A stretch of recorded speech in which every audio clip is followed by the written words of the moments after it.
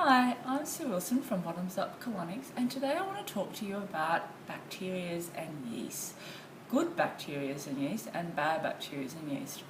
One of the ways I like to describe this and how we get these bacteria in our body is that I like to compare our large bowel to our compost bin.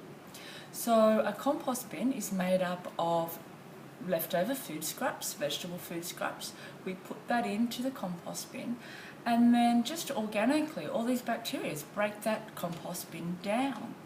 When that's all broken down, and actually we can re-put that onto our garden, and that makes a beautiful mulch for our garden that grows lovely vegetables.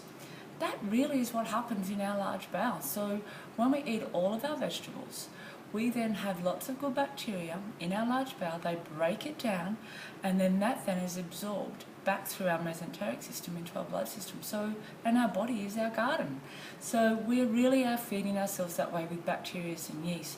People get often confused about bacteria and yeast because we think that, well, we hear the word bacteria or yeast, we think, oh, that's bad, we shouldn't have them, and we've extra hygiene, we've got antibacterial hand wash and face wash and all washes. So we have this sense that maybe bacteria aren't good for our body.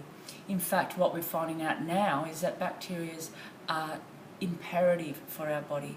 They not only break our food down, as I just spoke about, they in fact communicate with each other, and they will communicate also and send messages to our brain. Having the right bacteria in your belly into your large bowel means that you can digest your food, you don't get bloating, you don't get gas, you get fed nutritionally because everything's broken down beautifully. The good bacteria, we know we have now more microbiome, for the small bacteria, we have more microbiome in our body than blood cells. So that is masses of amount. We know that they talk to each other, and we know that they connect to each other and even make something called a biofilm. So we do need to have good bacteria. We can get one or two strands that we often hear about and that are popular in health food shops or chemists, but we actually have hundreds and thousands of bacteria and microbiome in our body. So when we're eating food, this is where we suggest fermented foods, because before we had refrigeration and preservatives, we had fermented food. So we ensured that we got our good bacteria every day supplied to us. We don't do that anymore because we don't have our fermented foods daily. So we need to ensure that we have our fermented foods. We eat our nice amount of bacteria and fresh vegetables that have their naturally occurring bacteria on them. When we hear about yeast, we often think that all yeasts are bad as well, and that's also not the case. We need to have good yeast. One of those in particular is kefir. So if you have kefir as a yeast, that's an awesome yeast for your large bowel, and you might make that into a coconut water.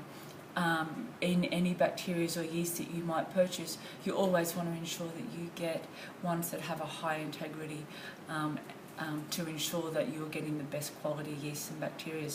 So yeah, yeast and bacteria in your body are so important. They are not bad, they are in fact awesome. They keep you alive and vibrant, and they keep your body breaking down the food that it needs to break down so you can get the nutrient, or your cells can get the nutrient that they need. So next time you sit down and have your food, enjoy it, eat your bacteria, know that they're great, and I look forward to seeing you next time. And if you need any more information, check us out on Up Colonics webpage.